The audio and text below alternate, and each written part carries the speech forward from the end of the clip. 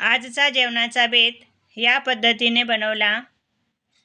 असं म्हणतात ना, एकच खा आणि गप रा। तर पनीर मसाला या पद्धतीने बनवलेला आहे। अगदी दिसायलाही मस्त आणि खायलाही चविष्ट पनीर या पद्धतीने असे कट करून घेतलेलं आहे। पॅनमध्ये थोडंसं तेल घालून पनीरचे पीस घालून हलकेसे परतून घ्यायचं आहे, म्हणजे शॅलो फ्राय करून घेऊया। फोडणीसाठी जिरा मोहरी हलकासा फुलला की बारीक कट केलेला कांदा घालायचा।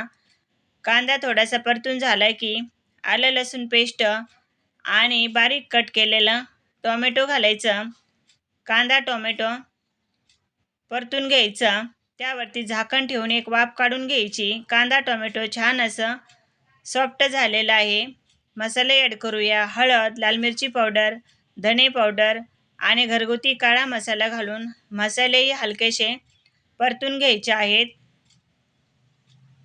तर त्यामध्ये थोडंसं पाणी घालूया। अर्धा ग्लास पाणी घातलं आणि चवीप्रमाणे मीठ घालून झाकण ठेवून एक वाफ काढून घेऊया। कांदा टोमॅटो छान असं सॉफ्ट झालेलं आहे। मॅशरच्या साहाय्याने थोडंसं मॅश करून घेऊया। पनीरचे पीस ठेवून द्यायचे आणि झाकण ठेवून एक वाफ काढून घ्यायची। पलटी करून घ्यायचं, पुन्हा झाकण ठेवून एक वाफ काढून घ्यायची।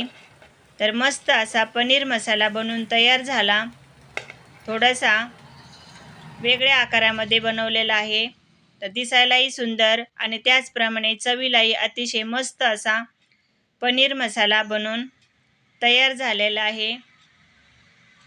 व्हिडिओ आवडला असेल तर एक लाईक करा, तसेच जाता जाता चॅनलला सबस्क्राईब करा। धन्यवाद।